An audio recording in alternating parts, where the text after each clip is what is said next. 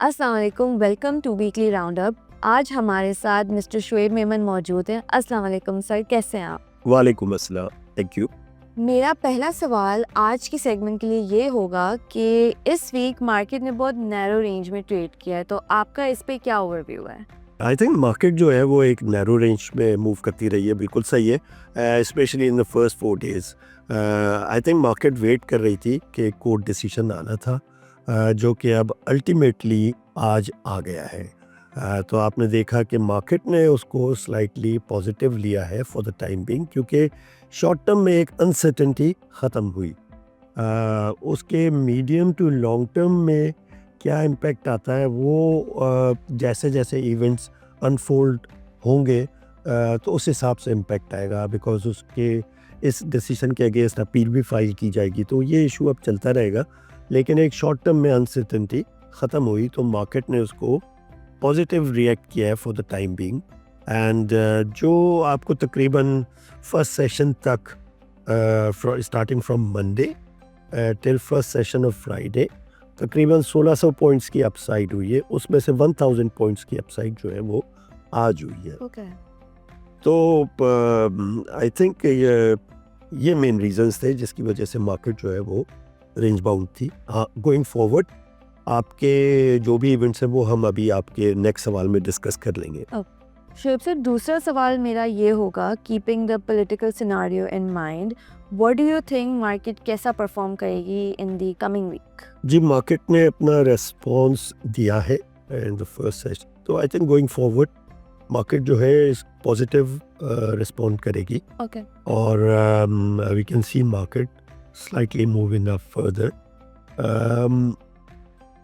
Going forward आपके जो next week के इवेंट्स हैं वो ऑफ कोर्स यूएस में जो है mister Trump is taking over, तो वो भी हमें देखना है कि उनकी कोई पॉलिसी स्टेटमेंट्स क्या आती है, तो वो ज़्यादा इम्पोर्टेंट है। फिर उसके बाद उसके वीक आफ्टर में मॉनेटरी पॉलिसी कमेटी की मीटिंग भी है। So overall we stay positive on market. My third question would be कि आपको कौन से सेक्टर्स पॉजिटिवली परफॉर्म करते हुए नज़र आ रहे हैं? आई थिंक अगर आप देखें तो जो अच्छे सेक्टर्स हैं उनमें बैंक्स जो है आई थिंक वो परफॉर्म करेंगे। बैंक्स के साथ साथ फर्टिलाइज़र्स जो है वो काफ़ी बेहतर परफॉर्म कर सकते हैं। फर्टिलाइज़र्स के नंबर्स काफ़ी अच्छे रहे हैं और अब उनके रिज़ल्ट्स आना शुरू होंगे। और फिर उनमें कुछ स्टोरीज़ हैं, जैसे फौजी फर्टिलाइज़र है, आप देखें कि वो उसका मर्जर हुआ है और अब वो एक सारी कंपनीज जो है वो अंडर वन अम्ब्रेला जो है वो दैट इज़ फौजी फर्टिलाइज़र उसके अंडर आ गई हैं। तो अगर वो हुआ है तो फिर उसके बाद एक बड़ा क्वेश्चन है कि नंबर वन और उसकी अर्निंग्स, उसके dividends, I think those are attractive. तकरीबन 13% के करीब हमें डिविडेंड यील्ड लगती है for the year 2025। So Fauji Fertilizer looks attractive on fundamentals and it will continue to grow earnings.